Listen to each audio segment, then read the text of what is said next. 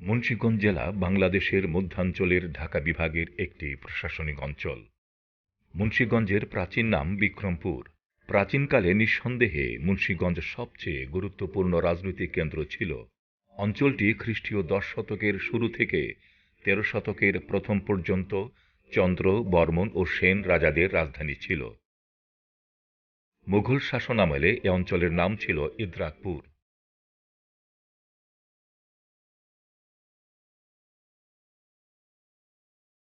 মুন্সিগঞ্জ জেলা নদীবাহিত সমতল এলাকা। জেলার সকল অঞ্চলের ভিতর দিয়ে নদী প্রবাহিত হয়েছে। মুন্সিগঞ্জের বেশিরভাগ এলাকা নিম্নভূমি বলে বর্ষার পানিতে অনেক সময় প্লাবিত হয়ে যায়। এ জেলার মধ্য দিয়ে পদ্মা, মেঘনা, ধলেশ্বরী, ইছামতি নদী প্রবাহিত হয়ে গেছে। বাংলাদেশের মানচিত্রে মুন্সিগঞ্জের অবস্থান দেখতে অনেকটা দ্বীপের মতো।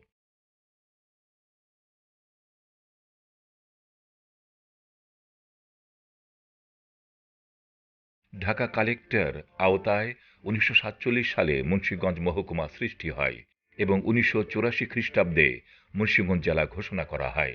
6টি উপজেলা নিয়ে গঠিত মুন্সিগঞ্জ জেলার মোট জনসংখ্যা প্রায় 15 লক্ষ।